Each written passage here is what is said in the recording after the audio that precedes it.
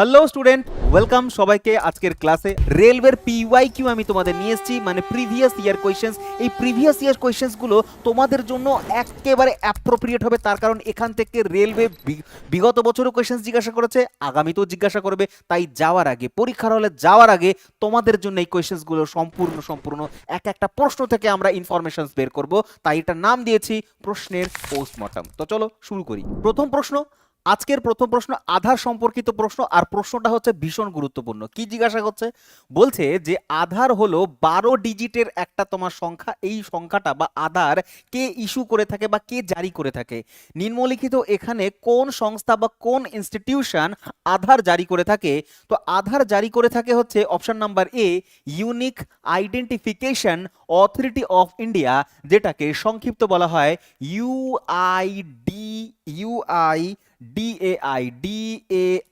এটা হলে পাবলিশ করে থাকে, আর এইটা এরা করে আসছে 2016 সাল থেকে। কিন্তু ভারতের ইতিহাসে সবার প্রথম আধার ইস্যু করা হয়েছিল 2010 সালে। 2010 সালের 29শে সেপ্টেম্বর। পরীক্ষায় জিজ্ঞাসা করবে কোথায় চালু করেছিল, উত্তর দেবে তোমার তেমভিল নামক একটা জায়গা রয়েছে নন্দুরবার ডিস্ট্রিক্টে। নন্দুরবার এটা ডিস্ট্রিক্ট, এটা ভিলেজ। তোমার হচ্ছে তেমভিল ভিলেজ, নন্দুরবার ডিস্ট্রিক্ট। এটা কোথায়? এটা রয়েছে রাজ্য মহারাষ্ট্র। তাহলে ভারতের মধ্যে মহারাষ্ট্রের নন্দুরবার ডিস্ট্রিক্টের তেমভিল গ্রামে প্রথম আধার কার্ড চালু হয়েছিল। কার নামে চালু হয়েছিল? বলছে সেই ব্যক্তির নাম রঞ্জনা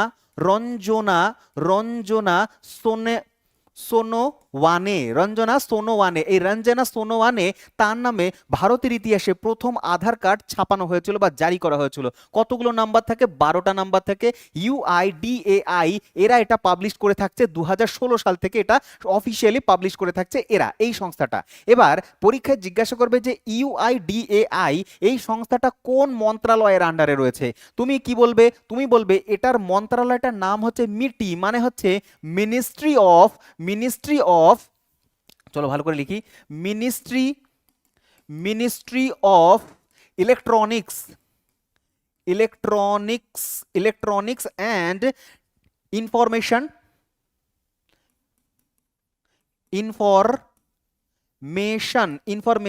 এরা হচ্ছে জারি করে থাকে, ministry of electronics and information. তারা হচ্ছে জারি করে থাকে এই আধার কার্ডটা, মানে হচ্ছে তোমার এই ইউআইডিআই, এরা হচ্ছে এই মিনিস্ট্রির আন্ডারে কাজ করে থাকে। ঠিক আছে, চলো পরবর্তী কোয়েশ্চেন নাম্বার 2। কি বলছে কোয়েশ্চেন নাম্বার 2 তে? বলছে থিওফ্রাস্টাস ইনি হচ্ছেন কিসের জনক? ইনি হচ্ছেন উদ্ভিদবিদ্যার জনক। উদ্ভিদবিদ্যা মানে হচ্ছে বোটানির জনক হচ্ছে থিওফ্রাস্টাস। ঠিক আছে, পরীক্ষায় জিজ্ঞাসা করে প্রাণীবিদ্যার জনক কি? চলো ভাই এখানে আরেকটা নাম্বার অ্যাড করে নাও। প্রাণীবিদ্যা মানে জুওলজি প্লাস হচ্ছে তুমি অ্যাড করো এখানে হচ্ছে পলিটিক্যাল সায়েন্স। এই দুটোরই জনক হচ্ছে অ্যারিস্টটল। কে না অ্যারিস্টটল তিনি হচ্ছে এই জুওলজি এবং হচ্ছে প্রাণীবিদ্যা বা পলিটিক্যাল সায়েন্সের জনক। তারপর হচ্ছে পদার্থবিদ্যা, ফিজিক্সের জনককে নিউটন। ভাই নিউটন, ফিজিক্সের জনক হচ্ছে নিউটন। ঠিক আছে, মনে রাখবে, খুব গুরুত্বপূর্ণ। চলো কোয়েশ্চেন আমার 3টা দেখেছো? দেখো কোর্সে তোমাদের রিসেন্টলি কিছুদিন আগেও আমি করিয়েছি কোয়েশ্চেনটা। পড়ানো থেকে আসে কোয়েশ্চেন্স, দেখে নাও। আমার প্রশ্নটা কিন্তু রেলওয়ে জিজ্ঞাসা করেছে, তো এই প্রশ্ন আবার আসতে পারে। রেলওয়ের প্রশ্ন কি বলছে দেখো, বলছে ভারত কতবার আইসিসিতে পুরুষ বিভাগের ক্রিকেটে বিশ্বকাপ খেলেছে? বলছে ওডিআই ফাইনালে উঠেছে বা খেলেছে। এখানে কতবার বিশ্বকাপ জিতেছে বলেনি, বলেছে কতবার ফাইনাল খেলেছে। উত্তর হবে 4বার। তুমি বলবে 1983 সালে আমরা প্রথম জিতেছিলাম, তারপরে হচ্ছে 2003 সালে আমরা হেরে গেছিলাম অস্ট্রেলিয়ার সাথে, কিন্তু ফাইনালে হেরেছিলাম। তারপরে 2011 সালে আবার আমরা জিতেছি। তারপরে 2023 সালে সব থেকে মন ভাঙার এই দুটো বছর, কিন্তু এই দুটো বছর আমরা জিতেছিলাম। তো টোটাল আমরা খেলেছিলাম 4 বছর, জিতেছি 2 বছর। আইসিসি ওডিআই পুরুষ বিশ্বকাপ খেলেছিলাম আমরা 4 বছর। 4 নম্বর কোয়েশ্চেন বলছে যে একেবারে জলের মতন সোজা প্রশ্ন। ভারতীয় প্রমাণ সময় আইএসটি মানে ইন্ডিয়ান স্ট্যান্ডার্ড টাইম নিম্নলিখিত কোন সময় ধরে আমরা সঠিকভাবে নির্দেশ করতে পারি? ইন্ডিয়ান স্ট্যান্ডার্ড টাইম হচ্ছে জিএমটি থেকে। যে জিএমটি দেখতে পাচ্ছ, জিএমটি মানে হচ্ছে গ্রিনিচ মিন টাইম। কোথায় আছে? এটা রয়েছে লন্ডনে গ্রিনিচ মিন টাইম, যার মান হচ্ছে 0 ডিগ্রি। যার মান কত? 0 ডিগ্রি। এই গ্রিনিচ মিন টাইম থেকে আমরা এগিয়ে রয়েছি। কতটা এগিয়ে রয়েছি? 5.5 5.5 এগিয়ে রয়েছি, তাহলে জিএমটির সাথে যদি 5.5 ঘন্টা প্লাস করে দাও, জিএমটির সাথে যদি 5.5 ঘন্টা প্লাস করে দাও, তাহলে হচ্ছে ভারতের সময় পাবো আমরা, যেটাকে আমরা বলি আইএসটি। এই আইএসটির মান কত? এই আইএসটির মান হচ্ছে 82.5 ডিগ্রি। কত না 82.5 ডিগ্রি। কি হবে না ইস্ট হবে, আমরা ইস্টার্ন পার্ট মানে হচ্ছে তোমার পূর্ব গোলার্ধের দেশ, সুতরাং হচ্ছে পূর্ব লিখবো, 82.5 ডিগ্রি পূর্ব। আর এটা একটা দ্রাঘিমা রেখা, এটা একটা কি, এটা একটা লঙ্গিটিউড, দ্রাঘিমা, দ্রাঘিমা রেখা। আর এই দ্রাঘিমা রেখাটা পাস করেছে কোন শহরের উপর দিয়ে? জিজ্ঞাসা করবে, বলবে এলাহাবাদের উপর দিয়ে পাস করেছে, এলাহাবাদের উপর দিয়ে পাস করেছে। আর যদি বলা হয় এই দ্রাঘিমা রেখাটা মানে আইএসটি কোন কোন রাজ্যের উপর দিয়ে পাস করেছে, গুনতে থাকো, আমি বলছি কোন কোন রাজ্যের উপর দিয়ে। প্রথমে উত্তরপ্রদেশ, তারপরে মধ্যপ্রদেশ, দেন হচ্ছে ছত্তিশগড়, তারপরে মনে রাখবে ছত্তিশগড়ের পরে অন্ধ্রপ্রদেশ এবং হচ্ছে ওড়িশা, অ্যাকচুয়ালি আগে ওড়িশা তারপরে অন্ধ্রপ্রদেশ, ঠিক আছে? ওকে, তো এই কটা রাজ্যের ওপর দিয়ে হচ্ছে তোমার আইএসটি বা ইন্টারন্যাশনাল তোমার হচ্ছে ইন্ডিয়ান স্ট্যান্ডার্ড টাইম, তোমার ইন্ডিয়ান স্ট্যান্ডার্ড টাইম 82.5 ডিগ্রি দ্রাঘিমা বা লঙ্গিটিউড, এটা হচ্ছে পাস করেছে। পরবর্তী প্রশ্নে যাব আমরা। তো ভাই সবার জন্য সুখবর, সবাই অনেকবার বলেছো স্যার নতুন জিডির ব্যাচ চাই। 2027-এর জন্য সম্পূর্ণ কমপ্লিটলি নিউ নতুন একটা জিডির ব্যাচ লঞ্চ হয়ে গেছে এপ্রিল মাস থেকে। আমাদের এখনো যারা ভাবছো যে ভর্তি হব কি হব না, তারা অবশ্যই ভর্তি হয়ে যাও। তার কারণ এসএসসি জিডির যে এক্সাম প্রত্যেক বছর পাবলিশড মানে প্রত্যেক বছর নিয়ে থাকে, কন্ডাক্ট করায়, 2027-এর জন্য প্রিপারেশন এখন থেকেই শুরু করতে হবে। বিশাল সিলেবাস আমাদের কমপ্লিট করবার জন্য 1 বছর লাগবে। এখানে দেখো 0 টু প্রো ব্যাচ 6.0 যেটা চলছে সেইভাবেই করেই তোমাদের জিডির ব্যাচের আমাদের হচ্ছে প্রিপারেশন করানো হবে। এবং যারা তোমরা মনে করছো যে না ভাই আমরা সব এক্সাম দেব, তাহলে তাদের জন্য, সেই সমস্ত ব্যক্তিদের জন্য বলছি, সেই সমস্ত স্টুডেন্টদের জন্য বলছি, এই কম্বো ব্যাচটা পারচেস করবে। 6.0 এই কম্বো ব্যাচটা পারচেস করবে, যেখানে তোমরা প্রতিটা ব্যাচই হচ্ছে 2 বছরের একটা ভ্যালিডিটি পাচ্ছ, লাইভ ক্লাসের সাথে রেকর্ডেড থাকছে, পিডিএফ থাকছে, সাথে সাথে পাবে মক টেস্ট দিতে পারবে, প্র্যাকটিস সেট দিতে পারবে, আর কি চাই? এবং ডাউট সলভিং নাম্বারও রয়েছে এই জায়গাটাতে। নাম্বারটা কি? এইটা হচ্ছে নাম্বার, এই নাম্বারে কল করবে। তোমার যদি এছাড়াও আরো কোনো প্রশ্ন থাকে কোর্স রিলেটেড, ফিজ রিলেটেড, তাহলে অবশ্যই এই নাম্বারে ফোন করে একবার জিজ্ঞাসা করে নেবে, ঠিক আছে? চলো পরে প্রশ্ন আমরা যাই। পরবর্তী প্রশ্ন, পরবর্তী কোশ্চেন কি বলছে? বলছে যে আন্তর্জাতিক ক্রিকেট কাউন্সিল মানে আইসিসিতে ম্যাচ রেফারি হিসেবে নিযুক্ত হওয়া প্রথম ভারতীয় মহিলা কে হয়েছেন? তার মানে আইসিসিতে প্রথম আম্পায়ার, কি আম্পায়ার না মহিলা আম্পায়ার ভারতের তরফ থেকে যিনি হয়েছেন, তার নাম হচ্ছে অপশন নাম্বার এ জিএস লক্ষ্মী। জিএস লক্ষ্মী 2019 সালে, তিনি 2019 সালে ভারতের হয়ে প্রথম মহিলা রেফারি বা হচ্ছে তোমার আম্পায়ার হয়েছিলেন। ইম্পর্টেন্ট কোয়েশ্চেনটা আসতে পারে, রেলওয়ের প্রশ্ন কিন্তু এগুলো, ঠিক আছে? রেলওয়ের প্রশ্ন। নেক্সট কোয়েশ্চেন, বিক্রম সারাভাই মহাকাশ কেন্দ্র যেটাকে ভিএসএসসি বলা হয়, মানে Vikram Sarabhai space centre, Vikram Sarabhai space centre কোথায় রয়েছে?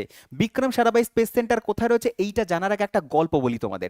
গল্পটা হচ্ছে এইরকম, ভারতবর্ষে প্রথম হচ্ছে তোমার রকেট ওড়ানো হয়েছিল 1963 সালে। মনে আছে যে সাইকেলে করে, গরুর গাড়িতে করে পার্টসগুলো নিয়ে আসা হচ্ছিল, ঠিক আছে? সেই যে ঘটনাটা হয়েছিল সেটা হচ্ছিল 1963 সালে ভারতের প্রথম রকেট লঞ্চ করা হয়েছিল 1963 সালে। এবং এই 63 সালে নাইক অ্যাপাচে নামক একটা ইউএসএ থেকে পারচেস করা ছোট একটা সাউন্ডিং রকেট ছিল। কি বলা হয় এটাকে? Sounding rocket. সাউন্ডিং রকেট ছিল। এই সাউন্ডিং রকেটটা আমরা ইউএস থেকে পারচেস করেছিলাম। কার থেকে? না ইউএস থেকে। এটা আমরা উড়িয়েছিলাম কোথায়? এটা আমরা উড়িয়েছিলাম থুম্বা থেকে। থুম্বা, থুম্বা কোথায়? থুম্বা হচ্ছে একটা ছোট্ট একটা জায়গা যেটা কেরালার কাছে পড়ে, মানে কেরালার তিরুবনন্তপুরমের কাছে পড়ে। তো এই থুম্বাটাকেই আগে নাম দেওয়া হয়েছিল Thumba Equatorial rocket launching station. জিজ্ঞাসা করবে এই TERLS এটা কোথায় অবস্থান করছে? এটা থুম্বাতে রয়েছে। আর থুম্বা কোথায়? তিরুবনন্তপুরমে। আর এই TERLS এরই বর্তমান নাম হচ্ছে VSSC মানে Vikram Sarabhai space centre. Vikram Sarabhai space centre সুতরাং কোথায় রয়েছে? তিরুবনন্তপুরমে রয়েছে। এইটা তার ইতিহাস। এর সাথে এটাও জেনে রাখবে যে এই যে তিরুবনন্তপুরম বা হচ্ছে তোমার যে TERLS বা প্রথম রকেট ওড়ানো, এর জন্য কে করেছেন? এই পুরো যে প্রোগ্রামটা যার মাথা থেকে বেরিয়েছে তার নাম হচ্ছে বিক্রম সারাভাই। সেই জন্যই হচ্ছে বিক্রম সারাভাইয়ের নাম অনুসারে এই জায়গাটার নামকরণ করা হয়েছে। আর বিক্রম সারাভাই হচ্ছে ইসরো, আমাদের যে তোমার হচ্ছে স্পেস সেন্টার ইসরো, ইসরো ইসরো স্থাপিত হয়েছে 1969-এ। 15 আগস্ট। আমি অনেকবার পড়িয়েছি তোমাদের, আবার বলছি যারা প্রথম দেখছো তাদের জন্য। ইসরো স্থাপিত হয়েছে, আর ইসরোর ফার্স্ট চেয়ারম্যানই ছিলেন হচ্ছে, প্রথম চেয়ারম্যানই ছিলেন হচ্ছে এই বিক্রম সারাভাই ছিলেন, ঠিক আছে। এই জন্য এনাকে বলা হয় ভারতের মহাকাশ গবেষণার জনক বলা হয়, father of Indian space, father of Indian space রিসার্চের জনক, মানে father of Indian space research হচ্ছে কাকে বলা হয়, বিক্রম সারাভাইকে বলা হয়, ঠিক আছে। মনে থাকবে এত কিছু ইনফরমেশন, বলবে স্যার একদম মনে থাকবে। লাস্ট আরেকটা বলবি, ইসরোর হচ্ছে তোমার হেডকোয়ার্টার কোথায়, ইসরোর হেডকোয়ার্টার হচ্ছে বেঙ্গালুরুতে, বেঙ্গালুরু, বেঙ্গালুরু। তাহলে শ্রীহরিকোটাতে কি আছে, শ্রীহরিকোটাতে হচ্ছে রকেট লঞ্চিং স্টেশন, সেখান থেকে আমরা রকেট লঞ্চ করি।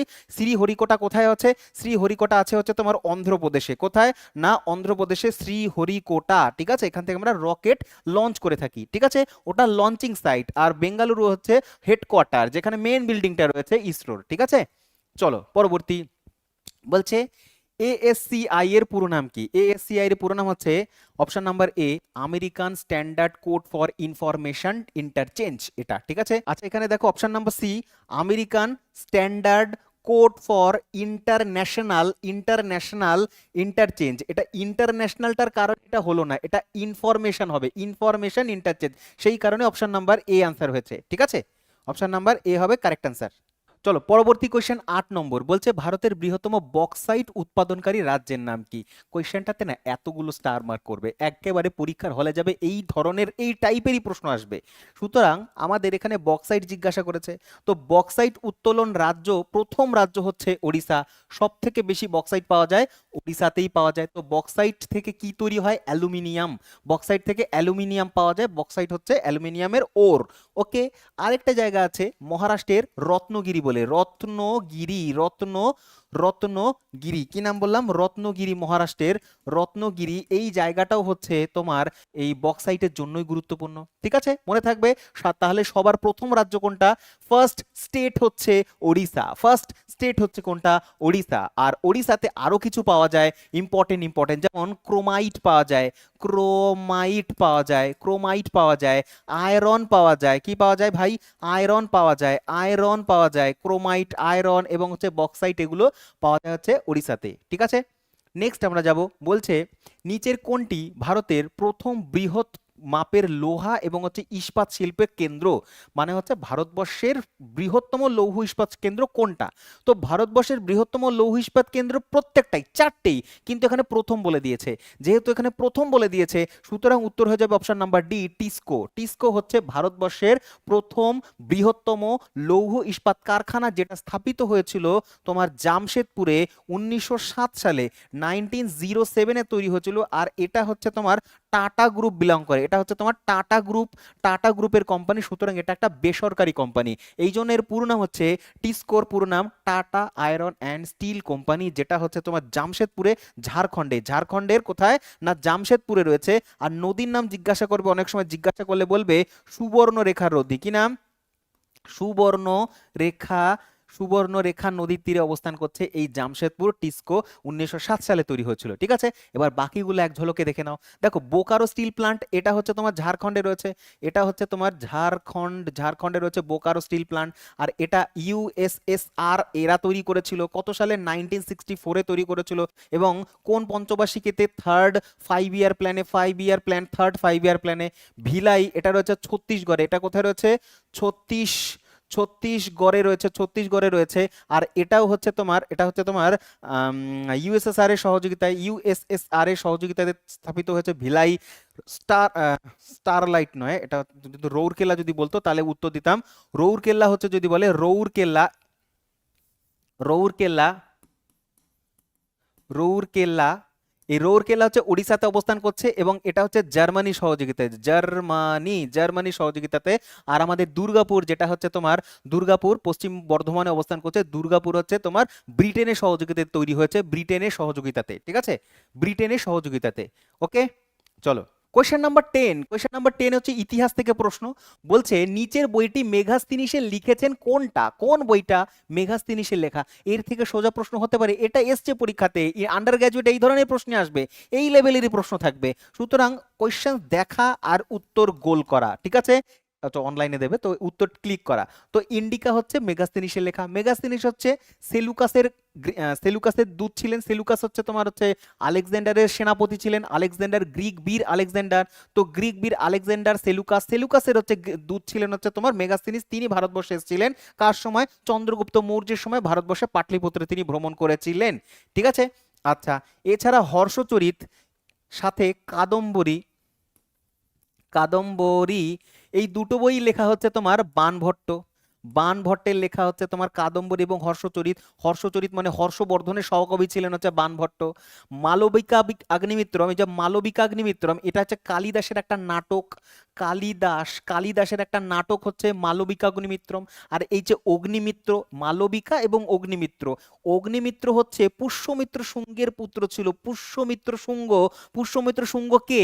পুষ্যমিত্র শুঙ্গ হচ্ছে সেনী, মানে সেই ব্যক্তি যিনি হচ্ছেন তোমার হচ্ছে মৌর্য বংশের শেষ রাজা। তাকে বৃহদ্রথ, বৃহদ্রথকে হত্যা করে, বৃহদ্রথকে হত্যা করে শুঙ্গ বংশের যে স্থাপন করেছিলেন সেই ব্যক্তির নাম হচ্ছে পুষ্যমিত্র শুঙ্গ, এবং শুঙ্গ শাসন প্রতিষ্ঠা করেছিলেন। তারই পুত্র হচ্ছে মালবিকা অগ্নিমিত্রমের এই অগ্নিমিত্র। ঠিক আছে, মনে থাকবে। আর এটা নিয়ে হচ্ছে কাহিনী লিখেছেন কালিদাস।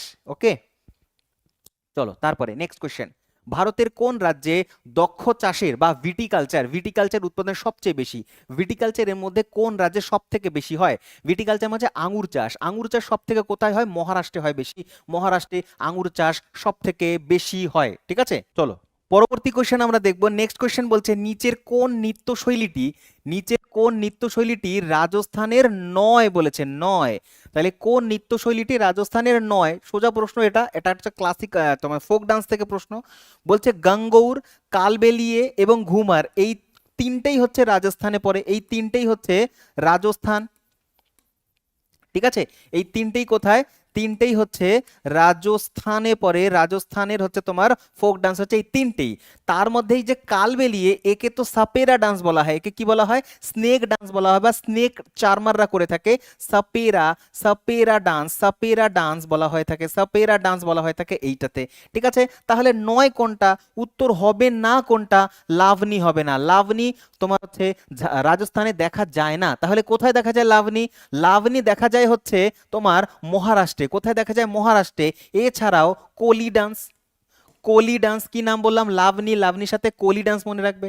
সাথে মনে রাখবে লেজিম, লেজিম মনে রাখবে, লেজিম। সাথে মনে রাখবে হচ্ছে তামাশা, তামাশা, তামাশা। এই প্রত্যেকটা হচ্ছে কোথায়? না মহারাষ্ট্রে। প্রত্যেকটা হচ্ছে তোমার কোথায়? মহারাষ্ট্রে ইম্পর্টেন্ট। তাহলে কি মহারাষ্ট্রের ফোক ডান্সের মধ্যে পড়বে তামাশা, তারপরে লেজিম, কোলি ডান্স এবং লাভনি। লাভনি ভীষণ গুরুত্বপূর্ণ মহারাষ্ট্রের জন্য।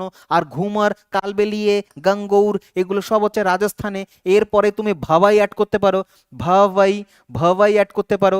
তারপর হচ্ছে ছাড়ি ডান্স অ্যাড করতে পারো, ছাড়ি ডান্স, ছাড়ি ডান্স। তারপরে তুমি কাঠপুতলি অ্যাড করতে পারো, কাঠপুতলি, কাঠপুতলি, কাঠপুতলি। এগুলো সব হচ্ছে তোমার গঙ্গৌর অ্যাড করতে পারছো, গঙ্গৌর তো রয়েছে। তো এইগুলো হচ্ছে সব কটা রাজস্থানের মধ্যে পড়ে যায়। ঠিক আছে, মনে থাকবে, একদম মনে থাকবে। চলো 13 নম্বর কোয়েশ্চেন আমরা যাব।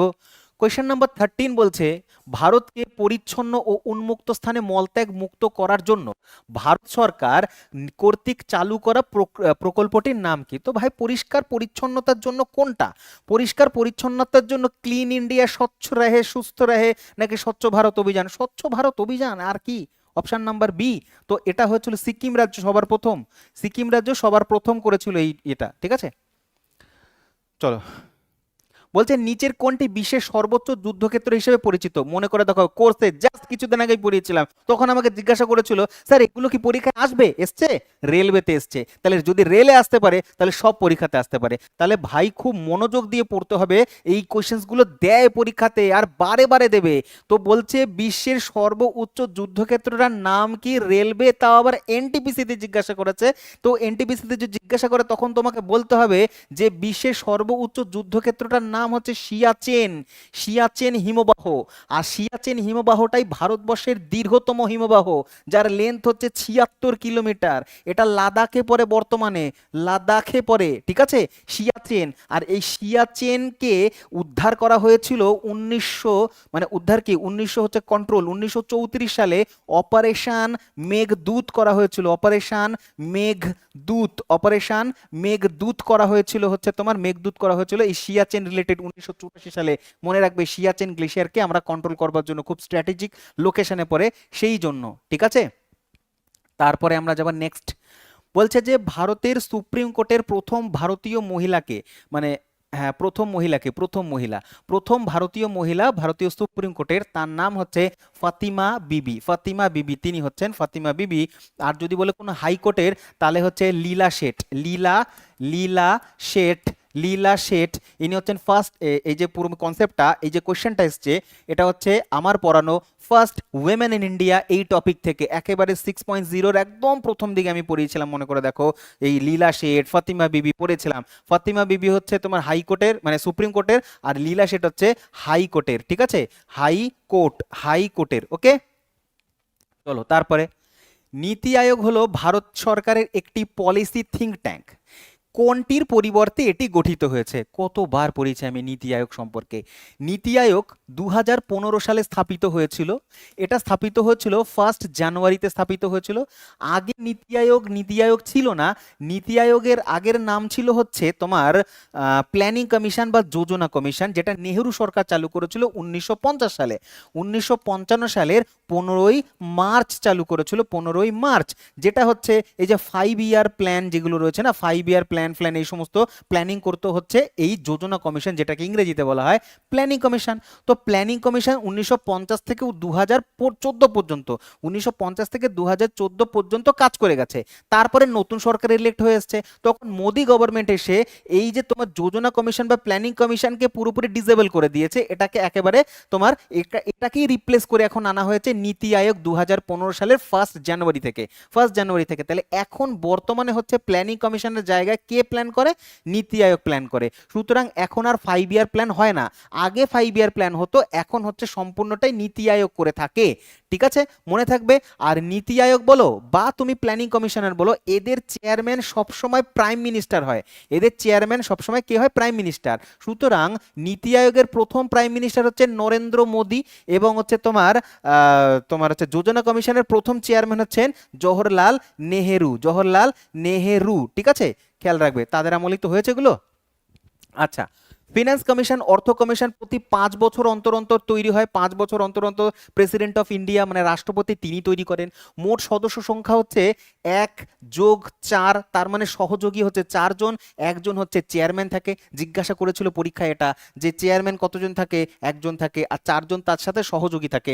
মোট মেম্বার হচ্ছে 5 জন, কিন্তু সহযোগী থাকে 4 জন, একজন হচ্ছে চেয়ারম্যান, প্রতি 5 বছর অন্তর অন্তর। ফিনান্স কমিশনের দুটো কাজ, একটা হচ্ছে এইড দেওয়া, গ্রান্ট ইন এইড, প্রত্যেকটা রাজ্যকে গ্রান্ট ইন এইড দেওয়া, এবং ট্যাক্স ডিস্ট্রিবিউট করা, ট্যাক্সগুলোকে সেন্টার এবং স্টেটের মধ্যে বিভাজন করে দেওয়া। এই যে তুমি জিএসটি দিচ্ছি, আরও যে সমস্ত ট্যাক্স কালেকশন হচ্ছে, এই ট্যাক্স কালেকশনগুলো রাজ্য, 28টা রাজ্য, 8টা কেন্দ্রশাসিত অঞ্চল এবং সেন্ট্রাল গভর্নমেন্টের মধ্যে ডিস্ট্রিবিউট বা সমান ভাগে যে ভাগ করে দেয়, পার্সেন্টেজ ওয়াইজ ভাগ করে দেয়, সেই কাজটাই করা হচ্ছে ফিনান্স কমিশন। আর নতুন নতুন ফিনান্স কমিশন 5 বছর অন্তর অন্তর তৈরি করে প্রেসিডেন্ট অফ ইন্ডিয়া, ঠিক আছে।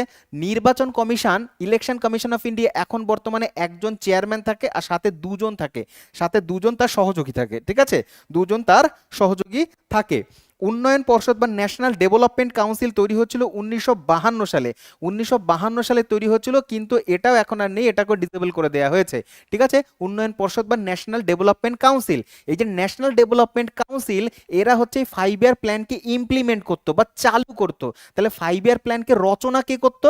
এই যোজনা তোমার হচ্ছে প্ল্যানিং কমিশন লিখতো, কিন্তু ফাইনাল ইমপ্লিমেন্টেশন একে অপরের শিল দিত হচ্ছে তোমাকে ন্যাশনাল ডেভেলপমেন্ট কাউন্সিল। তো এই জটিল প্রক্রিয়াটাকে দুটোকেই ডিসেবল করে দিয়ে তারপরে নীতি আয়োগ ক্ষমতায় এসেছিল, ঠিক আছে। চলো পরবর্তী যাব আমরা এবার। বলছে 17 নম্বর কোশ্চেন, ইউনাইটেড নেশন শান্তি রক্ষা বাহিনী, যেটাকে আমরা তোমার কি বলবো, পিস কিপিং ফোর্স, এটাকে কি বলা হয়? পিস কিপিং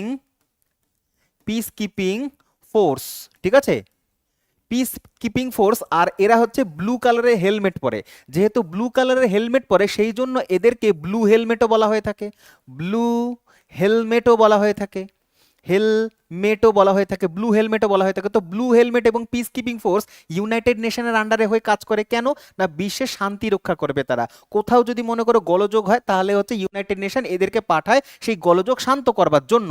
তো এদের এই ভালো কাজ বা হচ্ছে শান্তি রক্ষার জন্য তাদেরকে তোমার হচ্ছে নোবেল পুরস্কার দেওয়া হয়েছিল 1988-এ। এটা হচ্ছে তোমার ভীষণ গুরুত্বপূর্ণ একটা প্রশ্ন হতে চলেছে যে নোবেল পুরস্কার কত সালে পেয়েছে, 1988 সালে পেয়েছে, 1988-এ, ঠিক আছে। আর ইউনাইটেড নেশন তৈরি হচ্ছে 1945 সালের 24শে অক্টোবর, 24শে অক্টোবর ইউনাইটেড নেশন তৈরি হয়েছে। চলো তারপরে, সঙ্গীতের জন্য পুলিৎজার পুরস্কার জয়ী প্রথম র্যাপারের নাম কি? প্রথম র্যাপারের নাম হচ্ছে তোমার কেন্ড্রিক ল্যামার, কেন্ড্রিক ল্যামার তিনি পেয়েছেন, ঠিক আছে, কেন্ড্রিক ল্যামার তিনি পেয়েছেন। আর এই পুলিৎজার পুরস্কার 1917 সাল থেকে দেয়া হচ্ছে, ইউএস থেকে দেয়া হয়।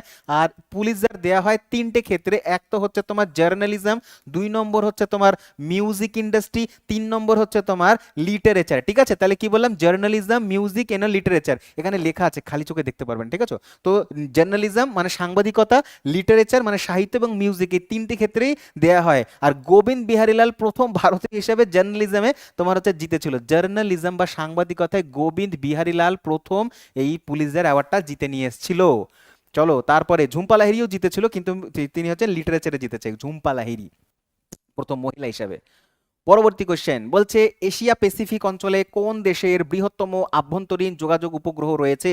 কোন দেশের রয়েছে? ভারত ছাড়া আর কার থাকতে পারে? এখানে নেপালের আছে এরকম স্যাটেলাইট ফেসিলিটিস, আমাদের রয়েছে, ভারতের রয়েছে।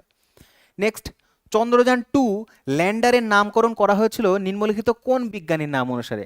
চন্দ্রযান 2 বলো, চন্দ্রযান 3 বলো, এই দুটোতেই তোমার তিনটে পার্ট ছিল, পড়িয়েছি কি পড়াইনি বলবে, পড়িয়েছি কি পড়াইনি বলবে। জাস্ট কিছুদিন আগে এই এক সপ্তাহ মানে বিগত সপ্তাহে আমি পড়িয়েছি তোমাদের এটা, যে তোমার কি ছিল চ্যাপ্টারটার নাম ছিল ফার্স্ট ইন ইন্ডিয়া। ওই ফার্স্ট ইন ইন্ডিয়া ওই স্ট্র্যাটেজিকের টপিকটার মধ্যে তোমাদের আমি কোর্সে 6.0-তে পড়িয়েছিলাম যে চন্দ্রযান 2-তে তোমার কি ছিল না, একটা ইয়ে ছিল তোমার কি বলে অরবিটার ছিল, কি ছিল একটা অরবিটার যে চন্দ্রকে অরবিট করবে, অরবিটার ছিল। তারপরে আর কি ছিল, অরবিটার ছিল, তারপরে ল্যান্ডার ছিল, ল্যান্ডার। এই যে ল্যান্ডার, এই ল্যান্ডারটার নাম হচ্ছে তোমার হচ্ছে কি বলে বিক্রম ল্যান্ডার, বিক্রম, বিক্রম ল্যান্ডার। এই ল্যান্ডারের ভেতরে একটা তোমার হচ্ছে 6 চাকা বিশিষ্ট গাড়ি ছিল, যেটাকে বলা হচ্ছে তোমার প্রজ্ঞান রোভার, রোভার। এই রোভারটার নাম কি ছিল? রোভারটার নাম ছিল প্রজ্ঞান, প্রজ্ঞান হচ্ছে তোমার রোভারটার নাম ছিল। আর ল্যান্ডারটার নাম জিজ্ঞাসা করছে, ল্যান্ডারটার নাম হচ্ছে যে ল্যান্ড করবে, যে ল্যান্ড করবে ল্যান্ডারটার নাম ছিল হচ্ছে বিক্রম। তো বিক্রম মানে হচ্ছে বিক্রম সারাভাইয়ের নাম অনুসারে নামকরণ করা হয়েছে, বিক্রম সারাভাই। আর এটা লঞ্চ করা হয়েছিল সেই সময় ইসরো চেয়ারম্যান কে শিবান ছিলেন, কে শিবান ছিলেন। কিন্তু এটা পার্শিয়ালি ফেল করে যায়, মানে ল্যান্ড করতে পারেনি, মানে এই পার্টটা ফেল করে গেছিল। অরবিটারটা ঠিকঠাক জায়গায় ছিল, জাস্ট হচ্ছে ল্যান্ডার আর রোভারটা ই করেছিল। ওই জন্যই চন্দ্রযান 3 লঞ্চ করা হয়েছিল পরবর্তীকালে এই সেম কনসেপ্টে, ঠিক আছে।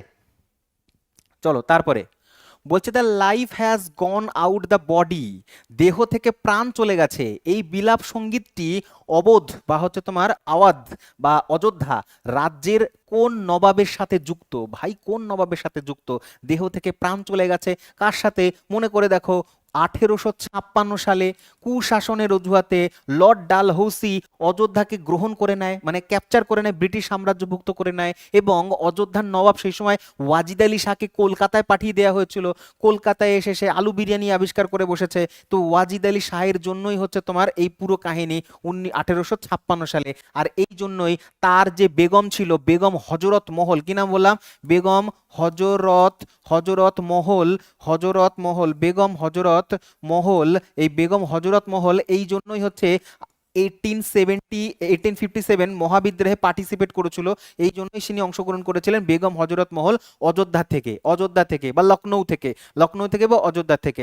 আর হজরত মহল এবং হচ্ছে ওয়াজিদ আলী শাহের একজন পালিত পুত্র ছিল, পুত্রটার নাম হচ্ছে বীর বীরজিস কাদির, বীরজিস কাদির, ঠিক আছে, বীরজিস কাদির ছিলেন। এরা বীরজিস কাদির এবং হচ্ছে হযরত মহল দুজনে একসাথে 1857 সালে লখনৌ থেকে পার্টিসিপেট করেছিল মহাবিদ্রোহে। ওয়াজিদ আলী শাহের কাছ থেকে এই যে তোমার 1856 সালে লর্ড ডালহৌসি অযোধ্যা নিয়ে নিয়েছিল বলে কলকাতায় পাঠিয়েছিল যাকে। চলো তারপরে পরবর্তী, গ্যাট বলছে, গ্যাট কত সালে অস্তিত্বে আসে? গ্যাট মানে general agreement on tariff and trade, এটা 1948 সালে এসেছিল। এটার হেডকোয়ার্টার হচ্ছে তোমার জেনেভাতে, জেনেভা, জেনেভা।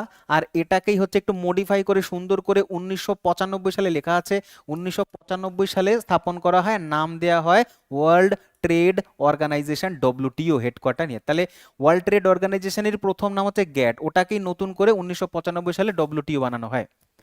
পরবর্তী, নিচের কোন শহরটিকে প্রাচ্যের স্কটল্যান্ড বলা হয়? প্রাচ্যের স্কটল্যান্ড কাকে বলা হয়? প্রাচ্যের স্কটল্যান্ড বলা হয় শিলং শহরটাকে। গেছো কোনোদিনও? যদি যাও ভালো করে দেখবে, খুব সুন্দর একটা জায়গা। ইস্টার্ন মেঘালয়ের রাজধানী হচ্ছে শিলং। শিলং হচ্ছে প্রাচ্যের স্কটল্যান্ড নামে পরিচিত, ঠিক আছে। পরবর্তী, এই যে নোটা, নোটা দেখবে তোমার সামনে ইলেকশন আসছে, তো বিধানসভা নির্বাচনে প্রথম কবে এই নোটাটা তোমার হচ্ছে ইউজ হয়েছিল, ব্যবহার হয়েছিল? তো প্রথম ব্যবহার হয়েছিল 2013 সালের নভেম্বর মাসে। 2013 সালের নভেম্বর মাসে প্রথম নোটা ব্যবহার হয়েছিল, যার অর্থ হচ্ছে নান অ্যাভাব the above. Naan অ্যাভাব the above মানে কাউকেই আমি পছন্দ করি না। তো এটা হচ্ছে তোমার নোটা ইলেকশনে ব্যবহৃত হয়, ইভিএম এ থাকে দেখবে, ইভিএম, হ্যাঁ, ইভিএম, ইভিএম, যে ইভিএম মেশিনে আমরা ভোট দিই সেই EVM, electronic voting machine, electronic voting machine. তো সেখানে তোমার নোটা থাকে, নোটার ইউজ হচ্ছে 2013 সাল থেকে, ঠিক আছে। চলো পরবর্তী প্রশ্ন। বলছে 2020 সালের অক্টোবর মাস পর্যন্ত রাষ্ট্রসংঘ বা ইউনাইটেড নেশনের মহাসচিব কে ছিলেন? 2020 পর্যন্ত মহাসচিব কে ছিলেন ভাই? 2020 পর্যন্ত কে ছিলেন? 2020 পর্যন্ত ছিলেন হচ্ছে তোমার 2020 কেন, এখনো বর্তমানে রয়েছে অ্যান্টোনিও গুটারেস। অ্যান্টোনিও গুটারেস রয়েছে হচ্ছে 2020 সাল কেন, তারপরেও উনি হচ্ছেন আবার ইলেক্টেড হয়েছেন। এই অ্যান্টোনিও গুটারেসের বাড়ি হচ্ছে পর্তুগাল। কোথায়? পর্তুগাল, পর্তুগাল, পর্তুগাল, ঠিক আছে। কোথায় না, পর্তুগাল, পর্তুগাল। এই যে গোয়া দখল করেছিল না, সেই পর্তুগাল, সেখানকার হচ্ছে অ্যান্টোনিও গুটারেস। প্রথম কে ছিলেন? প্রথম ছিলেন হচ্ছে তোমার, প্রথম কে ছিলেন, প্রথম কে ছিলেন? প্রথম হচ্ছে ট্রিগ ভিলি। কে ছিলেন? Trygve Lie. তিনি ছিলেন হচ্ছে নরওয়ের, পরীক্ষা জিজ্ঞাসা করবে, নরওয়ে, নরওয়ের ছিলেন।